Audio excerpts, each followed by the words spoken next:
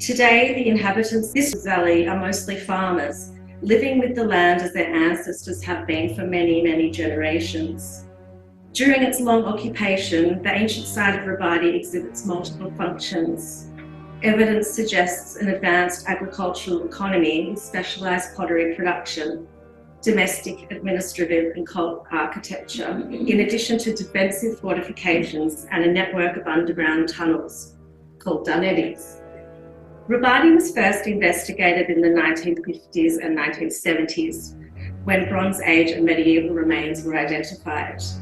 During the 1970s, Tariel Shubanishvili and Otar Gambashidze excavated at Rabadi, and through their work and later survey investigations, it has been suggested that human occupation of the site actually began in the Chalcolithic period. Rabadi therefore offers a unique insight into a settlement's social, economic and cultural development over its many millennia of occupation. The current Gaia project, Georgian Australian Investigations in Archaeology, was founded by Tony and Claudia Sagona of the University of Melbourne, with collaborators from the Georgian National Museum in Tbilisi. In 2016, Gaia began excavating at Rabadi, and I joined the project in 2019 as a trench supervisor and excavated a Dunedin tunnel with my colleagues Abby Robinson and Lily Moore. And Abby will be speaking to you next, and she's far more interesting than I am. Her survey work and study of medieval Dunedis is quite groundbreaking, but you'll have to listen to me just a little bit longer. One particularly interesting characteristic of Rabadi is that it is a fortified settlement. To the northwest of the site, this defensive architecture hangs over the edge of the mountaintop, overlooking a precipitous valley below. The fortified walls have visible, partially buried and buried features formed from a basalt dry stone construction and dated to the medieval period. The architecture is constructed with large, roughly dressed stones, with smaller stones filling the gaps in between. Sections of the fortified wall are preserved to a height of 4 metres and have been built atop a lower terrace. It seems likely that this defensive stone wall once extended around the entire settlement. And in all probability, the wall's initial construction predates the medieval period. The different courses visible on the wall suggest that it has been built and rebuilt many times, illustrating the inhabitants' need for defensive architecture over many centuries. In the surrounding area, medieval houses and architectural remains have been appropriated by local farmers in modern times and are currently used as barns and storage areas. Underneath the site of Rabadi, there are late medieval subterranean houses built around the slope of the mound. Until the 19th century, most inhabitants of this valley had lived in this sort of medieval Meshketian-style home, and gradually, people started moving out of these dwellings and dispersing into other parts of Valley Village. The underground houses have since been discarded and are no longer used. This trench features a curved masonry wall built over 3 courses with square-shaped stones. The width of the wall is 2 metres. Nearby the wall, fragments of a circular clay oven were unearthed. The oven was cut into the floor and filled with charcoal and ash. Surrounding the oven were large amounts of animal bones, ceramic fragments and obsidian flakes. Other finds included a stone mortar, a pit, a piece of stone pavement and another fragment of a regular, slightly curved stone wall. It is thought that the oven, the mortar, the pit and pavement are linked, representing an integrated food processing area. The oven was poorly preserved. However, paleontological analysis conducted by Inga Matkashvili has shown that it was used for bread baking. In medieval Meshket Javakedi and adjacent regions, the use of a pit near a clay oven is a common feature of domestic architecture. And anyone who has been to Georgia will know how delicious their bread is. Khachapuri has many regional variations, and it's not surprising to know that this bread baking tradition dates back many, many centuries. In fact, people still bake bread today in medieval-style ovens, as we were lucky enough to witness on our visit to a traditional restaurant in Shobareti. In trench D10, other material found on the surrounding floor was quite diverse and included much ceramic material, mainly consisting of handmade common wares used primarily for cooking and storage. Glazed sherds were also found, with one fragment found inside of that oven. Crisp bricky ware is the most common medieval ware type of Rabadi and surrounding sites. It is exemplified by its coarse handmade manufacture and tends to represent domestic cooking table and tablewares.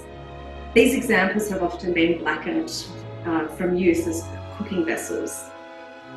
Usually this ware type is wheel-made, however larger vessels appear to have handmade elements as well. They sometimes feature decorative lines around the rim and slips of brown, yellow or red. It's my little photogrammetry model I made with Brian. And thank you for the video before, Brian. Other ware types found at Rabadi include mid-red ware, which is wheel-made and seems to represent small to medium-sized jars and jugs. Mid-red ware is often decorated with embossed lines or patterns around the rim and appears in a variety of slips. As does the pale pink ware, which is also wheel-made, thin-walled, and often quite refined. These fragments may represent delicate cups or bowls, and sometimes they are also decorated with painted details. The glazed ware is of particular interest to my research as I am looking into Orientalism in the South Caucasus. Within the context of Georgia, I am exploring how Near Eastern influences have been sometimes overlooked in the interpretation of their material culture, in part due to an aspiration, both anthropologically and historically, to be seen as a part of Europe rather than of the Near East or of Asia. Although only representing a small quantity of the ceramic assemblage at Rabadi, the glazed ware fragments show similarities to and potential influences from Anatolia and Persia. Incongruence, Bakardze states that from the mid-7th century CE, the Arab invasion resulted in the conquest of several Georgian provinces. And it was during this epoch that contacts with Near Eastern craft centres gradually began to influence the Georgian applied arts, as manifested in the emergent glazed ware pottery style. An in-depth investigation of Rabadi's glazed ware ceramics can provide valuable information about the socio-economic and trade relations of the Caucasus with the countries of the Near East, Central Asia, the Volga region, and even China along the routes of the Silk Road. Georgia's location at a global crossroads between East and West has advantages and disadvantages. The strategic significance, coupled with its fertile agricultural lands, mineral resources and access to the Black Sea, have made it an irresistible prize for regional powers for many millennia. These shifting power dynamics have left an indelible footprint upon the region, as reflected in the archaeological record. The landscape, inclusive of the Caucasus mountain ranges and the Kura and Araxes river systems, is central to understanding human occupation in the region. Over time, these mountainscapes have been envisioned as natural geographic peripheries between the Orient and the Occident, imbued with certain strategic and defensive properties. In contrast, due to its unique geography, the region is better understood as a vital area of cultural contact between the Near East, Anatolia, and Central Asia. One of my research foci is to investigate how ethnically diverse groups lived and created personal worlds in an environment caught between the counterpoints of Europe and Asia, Christianity and Islam, Occident and Orient. Through an integrated methodological study of medieval pottery, architecture, historical manuscripts and objects, this culture is revealed to be a fluid entity, transforming over time and space. And through this interdisciplinary framework, the site of Rabadi reveals itself as a sediment where culture and identity are inextricably linked to the landscape.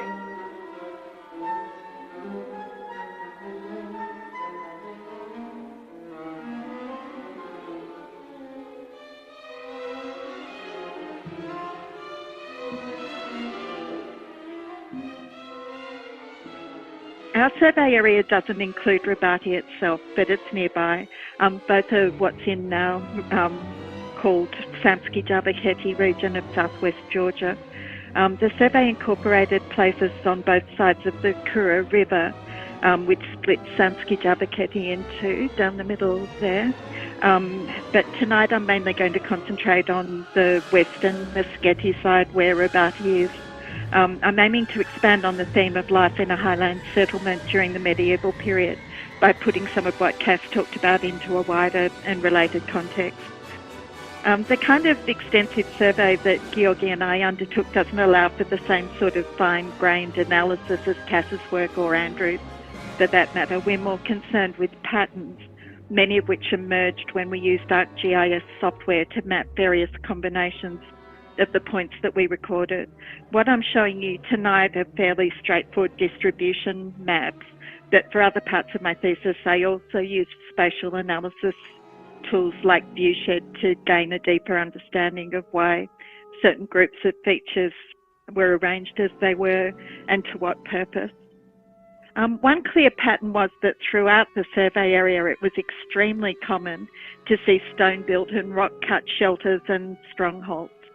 My research shows that these fortress complexes, caves and underground shelters date to between the 8th and 11th century CE, that is the early to high Middle Ages. They're a clear reflection of a period in history when this region experienced almost constant struggles for power and territory involving forces from both outside and inside its borders. I would argue that there are a lot of misconceptions about the history of the region that encompasses Rabati and the survey area. One of the things I'm pleased I've been able to do as part of my research is untangle, at least to some extent, myth and assumptions from documented events. This is what I think we can safely say. In 730 CE, Marwan ibn Muhammad, a general of the Umayyad Caliphate, invaded what Georgian chronicles say was all the Caucasus. Decades-long struggles followed against a succession of Muslim armies. The high mountains of southwest Georgia, where we work, became a refuge for hundreds, perhaps thousands of people escaping the Arab occupation of the east of the country. At the same time, an offshoot of the royal Bagratid family arrived into the region from the south after a failed uprising against the Caliphate in Armenia. From their new base, the Bagratids re-established a monarchy in 888, and by 1008, a member of the dynasty had come to rule over a united Georgia. In the interim, Abul Qasim, an Iranian Muslim general, made what seems to have been a fairly minor incursion into the Kura Valley in 914, but he was repelled at Tamoglu Fortress. Conflict with the Byzantine Empire on Georgia's southern frontier was a feature of the first 6 decades of the 11th century. There was also ongoing opposition to the crown from various Georgian nobles, some of whom were siding with the Byzantines. The region's troubles culminated in the invasion by the Seljuk Turks, led by Sultan Alp-Arslan in around 1065. Our study area now comes into sharp focus. It was devastated by the Seljuks, and the regional capital, Halkalaki, was sacked. The hardships of this era wouldn't end until after King David IV, known as the Builder, came to the throne in 1089. And he's a very popular figure, past and present. There's a big statue of him at a major intersection in Tbilisi, where he's finally defeated by the train. The great mystery is that despite this history of conflict and hardship, the medieval inhabitants of Samski-Javakheti held their ground. They'd already done so for centuries, and they do so to this day. The settlement Rabati, located within the modern-day village of Sveli, illustrates this. Historian Mariam Lord-Kipanidze asked, what saved Georgia? And she settles at least in part on what she calls the natural conditions. What she's talking about is an ease of subsistence in many parts of the country, good access to water and land suitable for growing crops and grazing animals that enabled quick recovery after frequent disturbances. But in the survey region, natural advantage is perhaps best seen in the built defences and shelters I mentioned. Every part of the medieval landscape was made use of to safeguard the inhabitants. Fortress complexes built of local stone, like Tamoglu, which defeated Abul Qasim, occupied and monitored the narrow river valleys. Human-made and remodelled caves were cut into the rocky walls of the gorges, and distinctive shelters called darnebi were dug under the settlements like Rabati on the highland plateaus. I'm mainly going to focus on the darnebi tonight because of the connections with Cass's talk and our theme of life in a highland settlement and the work at Rabati. But I'll begin with a little bit about the caves because they help to pinpoint when and in what conditions the darnebi flourished. So, judging by their interior architecture, the caves had a variety of purposes. Here at Pia, we see domestic use. 3 large and actually incredible houses there have kitchens with hearths, systems in the floors, toilets, windows and wall niches or alcoves. But it's actually more common to see religious architecture inside the cave. Here's an example from Gelsunda where what looks like an altar, neatly cut from a block of stone, lies on its side on a raised apse. The walls again contain niches, perhaps here for icons or for lamps. There are also examples of cave monasteries in the survey area, large and small, and the most famous and spectacular of these is Vazio, over 500 metres across with hundreds of rooms on different levels and several quite ornate churches with famous frescoes. Something else we saw from time to time inside the caves was defensive architecture, narrow entrance tunnels and heavy stone doors with a distinctive pivot hinge. There was a tunnel door in another of the caves at Gelsunda, which is the one on the left there, and Givi Gaprandashvili, who made the typology of Kura Valley caves in the 1950s, reported a door of this kind in one of the Pia houses. There's no sign of it now, but luckily he made a drawing of it that I'll show you later. Other places where we found doors or tunnels was Hando, which you see in the picture, and Akali Navadzievi too, which I'll come back to soon in the context of dating. As the survey went on, it was interesting to encounter these same kinds of tunnels and doors in the darnebi because to the best of our knowledge, this connection hadn't been made before, that is between the architecture in the caves and in the darnebi. And I'll come back to the significance of the similarity, but first I just wanted to give you a more general overview of the darnebi. So, another map. We recorded quite a lot of them, as you can see from this map, although the dots are a bit small, I realise. But there are no doubt many more that are for now undetectable because their entrances were, I suppose, intentionally very hard to see, and it's likely a lot of them are now further covered by overgrown plants or damaged beyond recognition by time and later building programs. We suspect that darnebi existed under most, if not all, of the highland villages where the geology made it possible to dig them. In terms of the survey area, that was on the western side of the Kura River in Meskheti, where Rabati is, and although you find them also on the fringes of the Jabaketi Plateau on the other side. Here's Shalasheti, the one there, and that's the entrance there, so you can see that they're quite hard to see. Because of their subterranean locations and pretty serious safety concerns, we could only incompletely document these structures during the survey. They're often partially filled with soil. It may be in the future we can get more information using geophysical techniques or excavation, but little work of that kind has been done so far. The exception is a complex under a village called Labezi, which is about 20 kilometres south of Rabati on the Niala Plateau. And this was excavated and published by Soto Gudaladze and Kakakakiani in 2007, meaning we can now provide a description of the interior of a Dharani, it's a singular, and its features. So here's Labezi. So here at Labezi, the excavators uncovered a system of 12 connected tunnels of different lengths and diameters. But the walls and the roofs are formed from the clay they're cut into, reinforced by stones. And the floors are packed clay, except in the case of Tunnel 7, which is paved with stones. It's quite short at 4.8 metres and narrow at 60 centimetres and appears to be an entrance passage. There are 3 circular entrance exit holes connecting the below ground structures to the surface above, in the vicinities of tunnels 5, 6 and 7. Could it be that they once led into different houses in the village? I think so. Of tunnel number 8, which has niches probably for lamps in the dark in its walls, there's a small room with a pit in the floor and traces of smoke on the walls. Another room, partially collapsed, is located between the nearby tunnels 9 and 10. Tunnel 11 seems to be another entrance passage connecting the Darani to the village via the opening at its western end.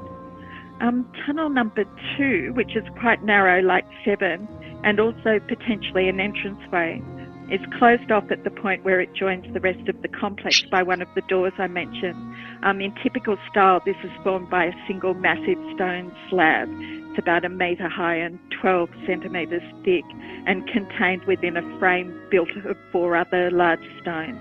And it employs a distinctive pivot hinge comprising a hemispherical knob that is on the top edge and fits into a socket carved in the lintel.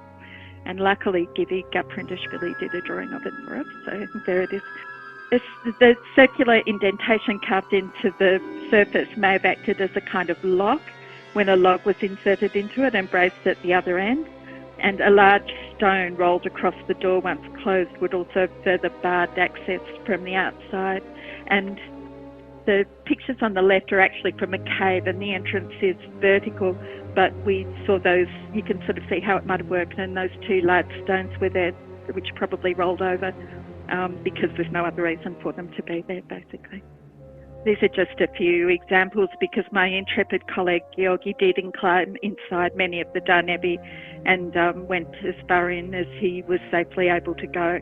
And they all shared one or more architectural features with Labesi, entranceways and passages leading to deeper underground tunnels, separate rooms and or the distinctive stone doors. These are some examples. This is Kuleti, the roots of a system of tunnels now are exposed on the ground, and they're comprised of lines of large, heavy, minimally dressed stone slabs about 1 metre wide and 30 to 50 centimetres across, and laid over the top of passageways. And we saw entrances to 2 of these tunnels. At Skvita, there are a number of possible Darani entrances among medieval settlement remains, and parts of the roofs could again be seen on the ground. This one was under someone's kitchen floor in a village in the Serbay region, and again it was partly filled with soil, but a tunnel and stone door were clearly visible. And the people in the house told us that most of their neighbours also had these under their kitchen floor, and as you can see, they opened it with an axe for us.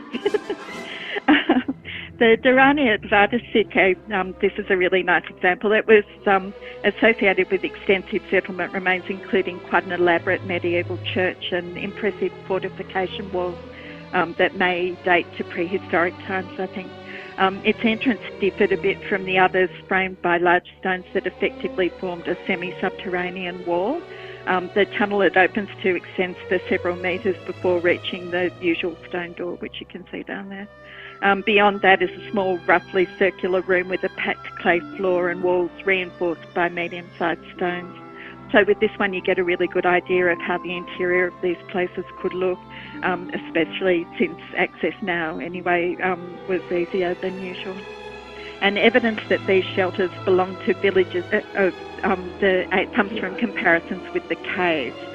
Several of them, as I said, have similar entrances to the Darnebi, narrow tunnels leading to heavy stone doors with the characteristic hinges, and you can actually see the other part of the mechanism and that door lying on the ground. This indicates that they were both constructed about the same time, the caves and the Darnebi. Gaprindashvili dates the cave called Akala Navazievi to the 8th to 11th century. You can see the earlier date comes from parallels in other regions, and the later dates determined from an inscription in nearby Akali Navazievi 1, which is part of the same complex. And this is the inscription. It records the sack of Akakalaki that I mentioned in 1065 by Baz, who was the son of the Seljuk Sultan Alparslan, and it reads, "I've been in terrible trouble. He came to Javakheti and threatened all Christians, and especially Akakalaki, which he conquered, taking all prisoners with him. The words belong to a man called Bachat, who somehow escaped the city and sought shelter and safety inside the cave.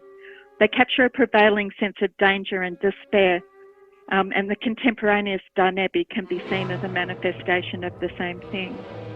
Concealed beneath the remains of medieval villages on the plateaus, they're a dark and dismal version of home with benches, alcoves, even basic cooking facilities for use during lengthy confinement. But these places also represent salvation, hidden away and safeguarded if discovered by the narrow entranceways and effectively impassable stone doors. The people who worked in the fields, cared for the animals and built the defences were kept alive here. Whatever damage was done above ground, in time they could emerge and rebuild. Someone from Georgia said to me recently that the reason the Georgians survived through the centuries was because of the strength of their unique culture. That may be true, but it's a difficult thing to positively identify in the archaeological or historical record. What we do see in this place is solid evidence of how the combination of builders and landscape, culture and nature, technique and material produced a barrier against all comers that stood the test of time. This continuity may have helped pave the way for the so-called Golden Age of Georgia. It can be said that the defences reached their peak effectiveness by the 11th century, the time when the Danebi caves and fortresses overlap most comprehensively in the historical record. If this was the case, then they coincided with the rise of David IV, who came to the throne in 1089. He was the first of a line of monarchs who would preside over the highly successful period to come, and it also included his famous great-granddaughter Tamar in the 12th to 13th century, and she's seen here in a painting by Mihai Zicci receiving the national epic, The Knight in the Panther Skin, from the poet Shota Rustaveli, who, according to chronicles, was at least sometimes a resident of our survey area. And once the borders had been secured, the focus could at last shift, at least for a while, from resolute defence to expansion and what lay beyond.